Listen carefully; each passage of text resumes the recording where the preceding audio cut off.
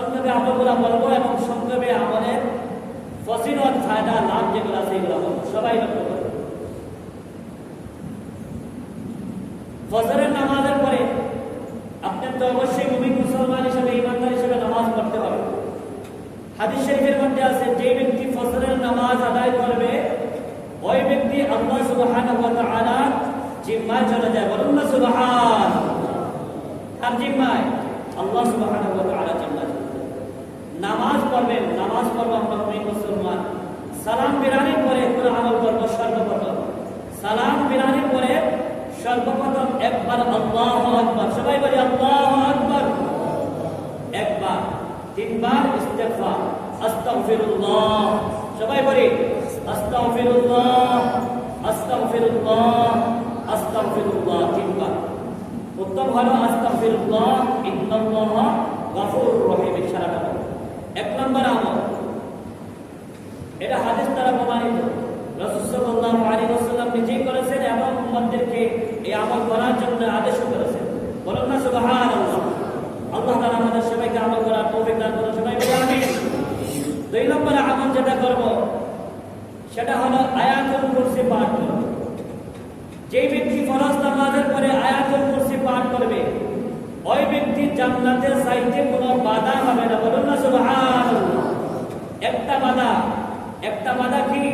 ওই বান্দা যখন মৃত্যুবরণ করবে সাথে সাথে আল্লাহ তাআলা জান্নাতে প্রবেশ করবে। সুবহান। তাহলে এমন একটা আমল যে আমল করলে মৃত্যু ছাড়া জান্নাতে যাইতে কোনো বাধা হয় না। বলুন না সুবহান। সেই আমলটা কি? বলে প্রত্যেক ফরজ নামাজের পরে আয়াতুল কুরসি পাঠ করা। আল্লাহ তাআলা আমাদের সবাইকে আমল করার তৌফিক দান করুন, সবাই বলি আমিন। 3 নম্বর বারাত মধ্যকারে এই আয়াতটা আছে আয়াতুল কুরসি, আল্লাহু লা ইলাহা ইল্লা হুয়াল হাইয়ুল কাইয়্যুম, শেষ পর্যন্ত একটা আয়াত। 3 নম্বর আমল সালাম ফেরানোর পরে কথাবার্তা না বলে আল্লাহুম্মা আজিরনি মিনান নার 7 বার পাঠ করা। কতবার পাঠ করা? 7 বার পাঠ করা।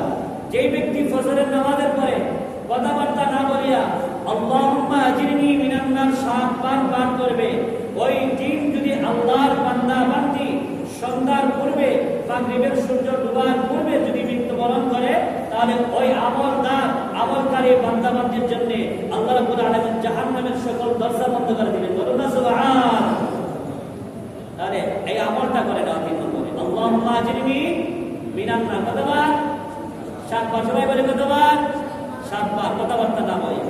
4 নম্বর আমল, অনেকেই আসি বলে হুজুর আমি তো মাদ্রাসায় লেখাপড়া করিনি, অনেক দোয়া দুরূদ এইগুলো জানিনি, এখন কোন আমল করলে জীবনের সকল গুনাহ মাফ হয়ে যাবে? যারা জানি না দোয়া দুরূদ এই আমলটা সবাই পারেন, ছোট বড়। যদি আমল করেন আল্লাহ রাব্বুল আলামিন এই আমলের বরকতে মাধ্যমে উসিলায় আপনার জীবনের সকল গুনাহ মাফ করে দিবেন। বলুন না সুবহান। সেই আমলটা কি? ফরজ নামাজের পরে 33 বার সুবহানাল্লাহ। কতবার? 33 বার। সবাই বলে সুবহানাল্লাহ। কতবার? 33 বার সুবহানাল্লাহ বলা। 33 বার আলহামদুলিল্লাহ বলা। সবাই বলে আলহামদুলিল্লাহ। 33 বার বলা। 33 বার আল্লাহু আকবার বলা। সবাই বলে আল্লাহু আকবার। 33 বার। 3 33 99। যারা পারে একবার লা ইলাহা ইল্লাল্লাহু ওয়াহদাহু লা শারীকা লাহু লাহুল মুলকু ওয়া লাহুল হামদু ওয়া হুয়া আলা কুল্লি শাইইন কাদির।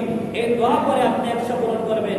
এই দোয়া করবেন 100 পূরণ হবে, আল্লাহ রাব্বুল আলামিন আপনাকে 1000 নেকি দান করবে। যদি আপনি একবার করছেন 1000 নেকি দান করবে 100 বার পুরা করার কারণে। বলুন না সুবহান। সাথে সাথে যে একবার বললেন লা ইলাহা ইল্লাল্লাহু ওয়াহদাহু লা শারীকা লাহু লাহুল মুলকু ওয়া লাহুল হামদু ওয়া হুয়া আলা কুল্লি শাইইন কাদির, এই দোয়া পাঠ করার কারণে আল্লাহ রাব্বুল আলামিন আপনাকে 20 লক্ষ নেকি দান করবে। বলুন না সুবহান। যারা এই দোয়া পারেন না কমপক্ষে 33 বার সুবহানাল্লাহ, 33 বার আলহামদুলিল্লাহ, 34 বার আল্লাহু আকবার, 34 বার আল্লাহু আকবার, এই বলে 100 পূরণ করা। আল্লাহ রাব্বুল আলামিন আমাদের সবাইকে আমল করার তৌফিক দান করুন, সবাই বলে আমিন। আমল করব তো ইনশাআল্লাহ। এই আমলটা সহজ না কঠিন? সহজ। এই আমলটা সহজ না কঠিন? সহজ। 4টা আমল। 5 নম্বর আমল হলো 3 বার ফজরের নামাজের পরে রাদিতু বিল্লাহি রাব্বা وبالإسلام دينا وبمحمد صلى الله عليه وسلم نبيا ورسولا।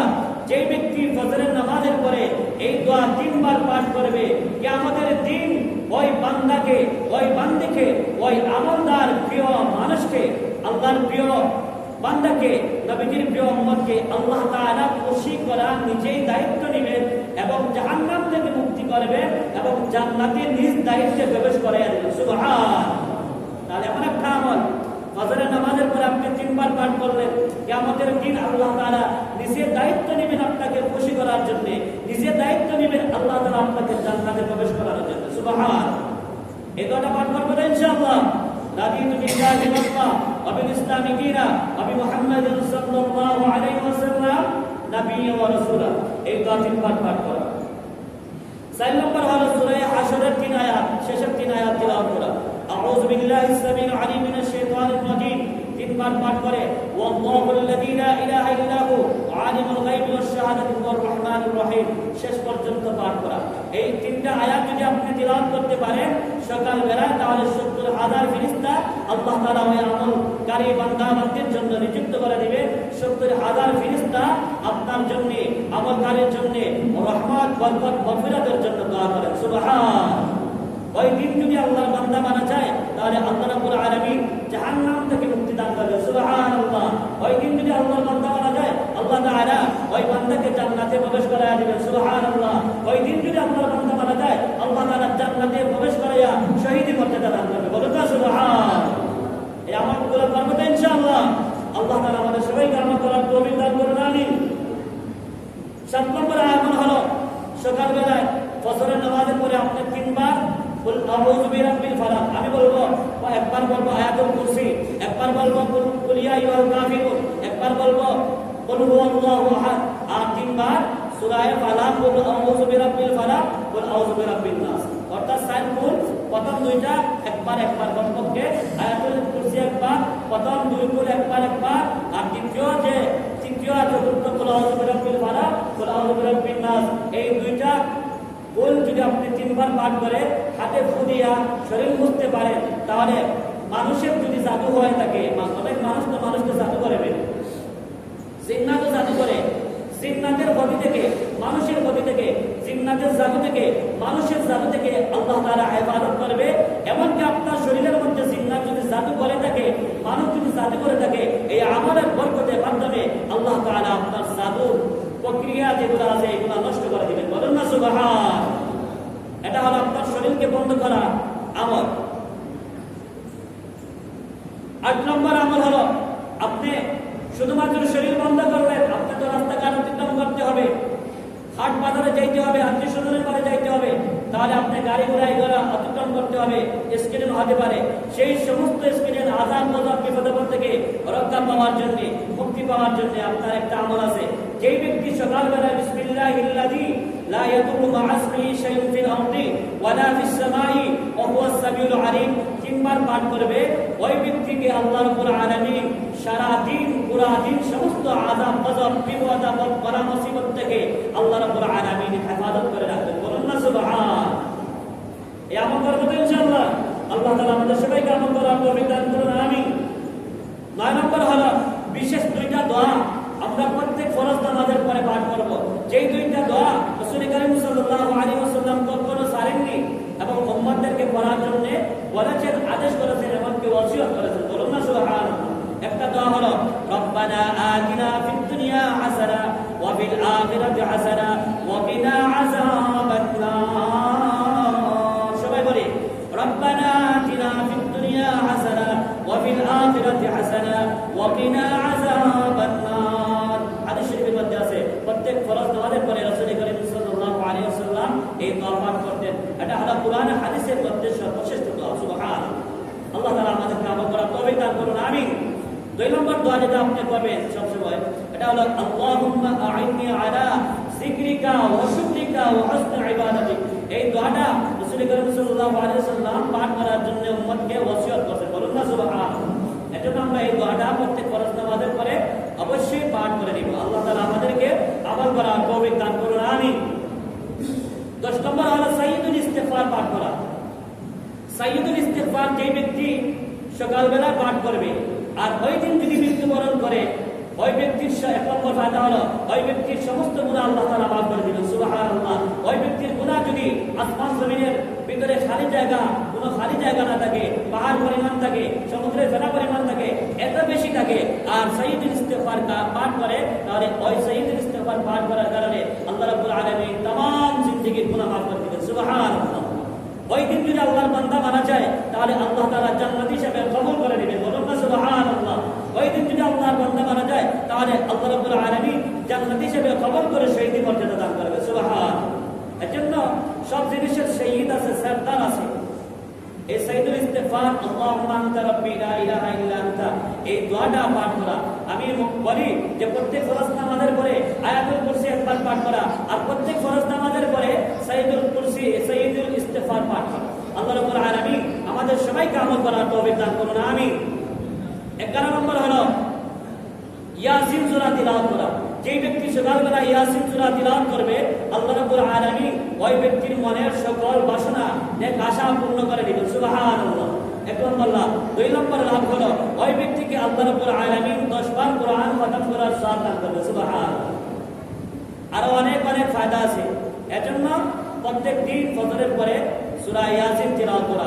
আল্লাহ রাব্বুল আলামিন এই যে 11টা আমল বললাম, কোরআন হাদিস থেকে উত্তম আমল, সুন্দর আমল, সুন্নাত আমল, কোরআনের আমল, হাদিসের আমল, আল্লাহ রাব্বুল আলামিন আমাদের সবাইকে আমল করার তৌফিক দান করুন। সবাই বলে আমিন।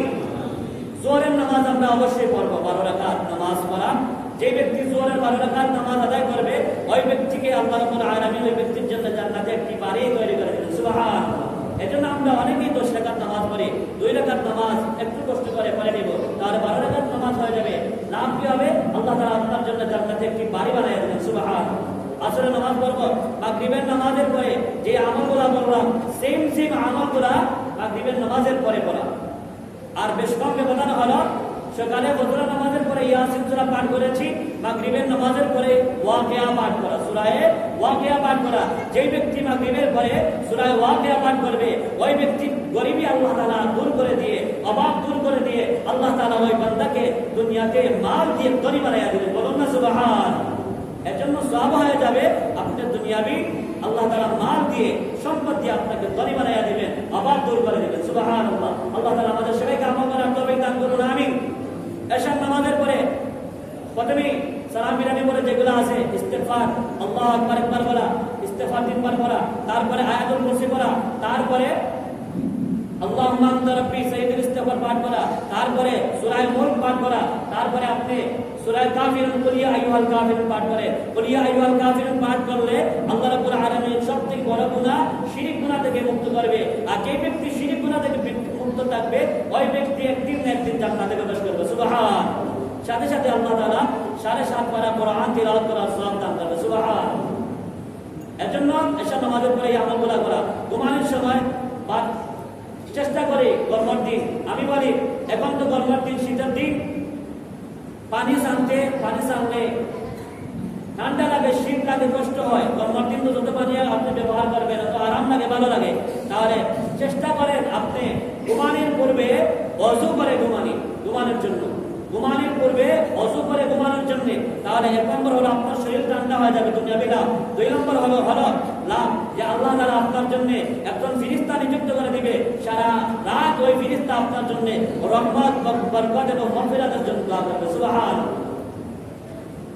আপনি যখন বিছানায় যাবেন, বিছানায় যাওয়ার সাথে সাথে মাথার বালিশের মধ্যে মাথা লাগাইয়াই আল্লাহুম্মা বিসমিকা আমুতু ওয়া আহইয়া এই দোয়াটা পাঠ করে নেবেন। কারণ ঘুমে আর মধ্যে সময় গোপাঙ্গ সকাল না পাকলে পরকাল, এই দোয়া পাঠ করে যদি আপনি ঘুমান আর ঘুমার মধ্যে মৃত্যু হয়ে যায় তাহলে আল্লাহকে স্মরণ করে, আল্লাহর জিকির করে, দোয়া পাঠ করে, সুন্নতে করে আমল করে আপনি ঘুমাইছেন, এর বরকতে আল্লাহ তাআলা আপনাকে মাফ করে দিবেন। সুবহানাল্লাহ। আল্লাহ তাআলা আমাদেরকে আমল করার তৌফিক দান করুন। ঘুমানোর সময় 33 বার সুবহানাল্লাহ পাঠ করা, 33 বার আলহামদুলিল্লাহ পাঠ করা, 34 বার আল্লাহু আকবার পাঠ করা, এই আমলগুলা করে দোয়া দুরূদ করে, বিশেষ করে সারাদিনের হিসাব করি, সারা রাতের হিসাব করি, 24 ঘন্টার হিসাব করি, হিসাব করে দোয়া করে, 5 দিন দোয়া করে, ইস্তিগফার করে, গুনাহ থেকে তওবা করে, আল্লাহ তাআলার কাছে দোয়া দুরূদ করে, তারপরে আমরা ঘুমিয়ে যাই। যদি ঘুম ভাঙে তখন সকালবেলা নতুন দিন শুরু হবে। আর যদি ঘুম না ভাঙে তাহলে আমাদের পরকাল আমরা কবরের বাসিন্দা হয়ে যাব। যদি জীবিত আল্লাহ তাআলা আমাদেরকে গুনাহমুক্ত জীবন দান করবে সকাল হিসেবে, আমাদেরকে একটা সুন্দর যে সকাল দান করবে। আর যদি ঘুমের মধ্যে মৃত্যুবরণ করে তাহলে পরের দিন সকালের পূর্বে পূর্বে আপনাকে আত্মীয় স্বজন সবাই মিলে কবরের মধ্যে দাফন করবে। আপনাকে যখন কবরের মধ্যে যাবেন আপনার কবরকে আল্লাহ তাআলা জান্নাতের একটা বাগান বানিয়ে দেবে। সুবহানাল্লাহ। আল্লাহ তাআলা আমাদের সবাইকে কোরআন হাদিস থেকে যেগুলো বললাম